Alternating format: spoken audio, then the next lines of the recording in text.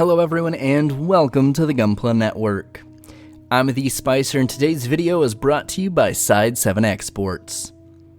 Side 7 Exports is your one-stop shop for all your P-Bandai and Gundam-based exclusive needs. While you're browsing their catalog and placing your order, don't forget to use the promo code Gunpla Network 10 for 10% off.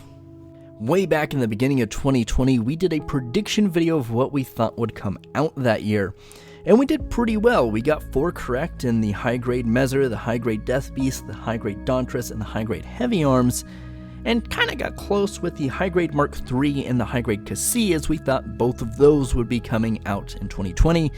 Unfortunately, they're coming out in 2021, so not quite, but we were just a little early on that. But we wanted to try again and see if we could do better. So we banded together as a team, the Gunpla Network content creators here on YouTube. So we got together and figured out what would be most likely, and we've got a list. It's no particular order, so if I do reference any numbers, it's not in any order of likelihood or release date. It's literally just to help us keep them organized. We did group them by high grades and tried to factor in how many releases each series gets a year. So as you can imagine, not a lot of real grades, but quite a few high grades and master grades. So let's jump into it, starting us off with the high grade After Colony XXXG01S Gundam Shenlong. Starting off pretty safe in 2021 with the Shenlong. It makes sense. It's going to be the final piece of the boy band known as Project Meteor. Yes, it's going to round out the 5 original Gundams, the main cast of Gundam Wing that we've been waiting for here in the high-grade After Colony line. We'll finally be done with those old 90s high grades. With the Sandrock, the Heavy Arms, and now the Death Scythe coming out in really quick succession within like 2 years of each other, all 3 of them, the Shenlong is most likely going to be the end of this year. I can't imagine it wouldn't be, and it's really not only a timing thing, but engineering-wise, there's really nothing holding Bandai back. The extendable arm gimmick is something we've seen. It's fairly easy for them to do. They've used it on other kits, and realistically, if they wanted to do a whole new design for it, it still wouldn't be all that elaborate. So from a timing standpoint, from an engineering standpoint, it only makes sense that we would see this in 2021, get the Shenlong out there, and then start working on either the kind of second generation or some of the EW versions, which would be super cool in high grade, or maybe some more grunts. We'll see maybe later. However, let's move on to the next one with the high grade Universal Century PMX-002 Bullen Simon. Coming to us from the crazy 80s of Zeta Gundam, this rather green mobile suit would serve nice as a follow-up to 2020's Bound Dock. We've got to have at least one crazy Zeta design on here, and this fits the mold pretty well. It's a Paptimus Scirocco design that ultimately gets destroyed by the best mobile suit pilot of all time, Katz, and it's definitely a good fit for the wildcard slot. No one would really expect this to come out because no one's, thinking about the Bullen Simon. No one's like, man, I really wish that would come out. So it would be something good Bandai could put out there. It would please Zeta-era fans, and it's still something that's very visually interesting just because the design's kind of weird for a Gundam. Not quite Bound Dock weird, but pretty strange. And it's that green color scheme, so it's just very eye-catching. And it fits that kind of weird, out-of-left-field Zeta, typically, Zeta-era design, and would make sense as a follow-up to 2020's pretty successful release of the Bound Dock. Now we also have the high-grade After Colony OZ-07 AMS Ares. Well, probably a little less likely than the Shenlong, we do need a new Oz grunt suit, and the Ares would be the next logical step. Personally, I would rather see a Taurus, but in terms of what we see in screen time and what's really recognizable and iconic from the series, the Ares is going to hold a special place in a lot of people's memories, if not their hearts. It does have a transformation gimmick, which honestly isn't a big challenge in terms of engineering. The big problem is the center of gravity.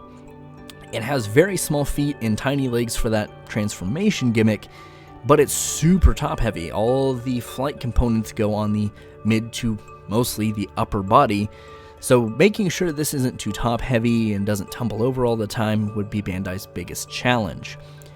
They do have this in a Robot Damashi action figure, and it does have some of those issues. It's fairly well balanced, but it is a little problematic. I do think they could probably do something like they would with Double O feet because they're kind of similar in design, but it is still a little out there. I do definitely think it would be the next step before getting an Oz grunt suit, though. We also have the high-grade Universal Sentry RGM 88X Jetta. A prototype mobile suit with a varied history in the lore, the Jetta is a real good contender for the continuation of the Federation grunt mobile suit design in the high-grade line. Serving as a prototype to the Jagan, this unit actually has two different designs and two different backstories. The first coming in 1987's manga Mobile Suit Gundam High Streamers, and features a much more Jagan-like design. While the manga was updated in 2002, it really didn't change the design all that much. In contrast to that, the blockier version comes to us from the ongoing Mobile Suit Moon Gundam manga, rather. The updated version is quite a bit blockier and actually looks more akin to the Jetta than it does the Jagan, but maybe that's where we got the Jetta. We'll maybe never know, maybe we will, since Moon Gundam is still ongoing. But not only does it make sense because that manga is ongoing, the Moon Gundam and the Vargil were both very popular, so this would be a good continuation of that line without having to reach or go to like P Bandai levels of the Vargil. We also have the real grade Gundam F91. Now, real grades were a little harder this year just because there's not a lot of room with existing announcements. Usually in a busy year, we only see 3 to 4 real grade releases, and we already have 3 announced for this year, so we had to think really hard about some really good options, and I think we came up with a good set. Luckily for us, one of those would be the F91. It's a great choice for the real grade line because the existing Master Grade 2.0 is really solid, it's very popular. It's new, but it's not too new. It's not something that came out in 2020. I believe it's a 2019, kind of like mid to early 2019 release. So it wouldn't really be stepping on the toes of the Master Grade 2.0. You can still find it most places, but it's not like the new hotness out, right? So bringing out a real grade would kind of reinvigorate some of those sales as well, because people would be like, oh, no, cool, F91, I'll get the bigger version. Shrinking that down, it's already a really solid Master Grade, so just do what we've done with kits in the past. It's going to work real well. Of course, I have the lighting gimmick, but honestly, I don't think anyone bought the Master Grade 2.0 for the lighting gimmick, so no big deal. Well, F91 is more of a fan kind of cult classic. It does have a really unique silhouette and a very distinguished, very recognizable design. Well, thanks in part to the giant red F91s on the shoulder, it is still a silhouette that most people will recognize pretty handily. And it would make a great follow-up to the real grade Crossbone that came out back in 2019. So, F91, very plausible. We also have the real grade Age 1 Normal. With Gundam Age's 10-year anniversary, it's the perfect time for Bandai to do more than just give us a bunch of old kits and reissues. Not only would the real grade Age 1 be great timing-wise, but the armor switching thing gimmick would at least provide Bandai with 2 other most likely P Bandai variants in the Spallo and the Titus. And that's not counting any of the variants we didn't see in animation or that we saw later technically. So Bandai could really get a lot of use out of that, and Age is kind of getting to that point where I wouldn't say it's a cult classic by any means, but it does have a following. It's out of the cycle of people actively thinking about it and kind of hating on it, so there is a lot of funness around the people who did watch it and enjoy it. Capitalizing on that, bring out the Age 1, the Master Grade's really solid, so just shrink that down. Even if it's older, it's still really solid, and a lot of people really recommend it as a starting point. It's a great place to take inspiration from, put it in that real grade, make it solid, a very well-rounded real grade, and then Bandai on their side gets to reuse that frame, at least portions of it, for other P Bandai releases, as much as we may not like that they're P Bandai releases. Now, we also have the Master Grade Age 3. Speaking of Age's 10-year anniversary, it's the perfect time to use that old Master Grade Age 3 prototype that we saw way back in the day that went nowhere. Also, the Age FX technically had a prototype, but we're not going to get too greedy on this one. The Age 3 normal would really be pretty standard in terms of engineering, nothing crazy.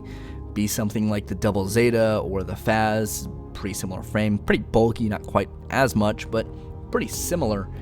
And once again, Bandai's gonna get at least 2 variants with the Orbital and the Fortress, not counting anything we didn't see in animation, and then they could probably reuse that same frame for the Age FX, if not a couple of other parts too. So these Age kits, well, they may not have the most groundswell and the biggest followings. I think there's a lot, collectively, we think there's a lot of goodwill out there that people really want these kits, because regardless of whether or not you like the series, a lot of those designs are really interesting. I mean, they're pretty simplistic, but that's kind of the beauty of them, is there's a lot of really nice, clean, sharp lines in those Age designs that come out very well in terms of mobile suits. We also have the Master Grade ASWG-08 Gundam Barbatos Lupus. Well, what kind of list would this be if we didn't include at least one Barbatos? With 2019's Master Grade Barbatos being a huge hit, it's about time we follow it up. It's coming up on 2 years, so why not bring out the next version of the new suit? Well, there's a lot of different options in the IBO line, and it makes sense to reuse the frame, reuse some of the parts, and bring us out the next evolution of Barbatos. Now, of course, that being said, the frame could be reused for a lot of other things. We just don't think that they're going to jump to something else. They're not going to give us a Kamaris, they're not going to go to a Vidar, they're not going to go to any of the more offshoot ones, they're not going to the Bile. So, likely, Lupus is the next step. Maybe the Guxion, Rebake, or maybe the Flaros, but really, keep it simple, really play to the strengths of what the Master Grade Barbatos had going for it, and keep it pretty much the same, and people are still going to buy it up, because everyone loves the Gundam Barbatos, so let's not do the same thing again. Hopefully, we're right, and Bandai isn't planning to pull an Exia to Dynamis time frame between the 2019 release and the next Iron Blooded Orphans Master Grade. We also have the Master Grade RX-80 PR Pale Rider. Of course, we can't forget the UC when looking at the Master Grade line, and not much else is hotter right now than the Pale Rider. After getting love in several different kits in the high-grade Universal Century line, the Pale Rider is due for a proper Master Grade. With the Pale Rider's popularity right now, it would be a slam dunk, and Bandai knows it most likely. It's a pretty easy kit to make. They could reuse a lot of the parts, if nothing else, just the inner frame of the GM Dominance, and besides, who doesn't love Fetty Grunt suits? And the last one, the 10th kit on this list, once again in no particular order, is the Perfect Grade Unleashed Zaku 2. We can't go into 2021 without having the hope that we'll get another Unleashed Perfect Grade, because that RX-78-2 looked amazing. What better to follow it up than the Zaku 2? Let the rivalry continue. If you're not going to do just the Zaku 2, then do the Zaku 2 and then Char's Zaku 2, or let people repaint it. There's a lot of variety here, and Bandai, I think, knows it. Now, whether or not it comes out in 2021 is a bigger question, but definitely the next one in the line logically should be the Zaku 2, and we all kind of agree that would make the most sense. Now, of course, in those comments down below, let us know what you think is going to be coming out in 2021. We had a lot of different options. We had to narrow them down. As much as we wanted to do an honorable mention section, it would have taken forever. So let us know in the comments down below, and let us know why. That's always an interesting conversation to have. And, of course, check us out on YouTube here. All the other content we make, the news, the reviews, all the lore stuff, so much more over here on YouTube. We're also on Facebook, Instagram, our website where the news is dropped very quickly after it comes out, and our Teespring store. Now, of course, if you've enjoyed this video, leave a like and subscribe so we can see you next time. And as always, friends, stay safe and keep on building.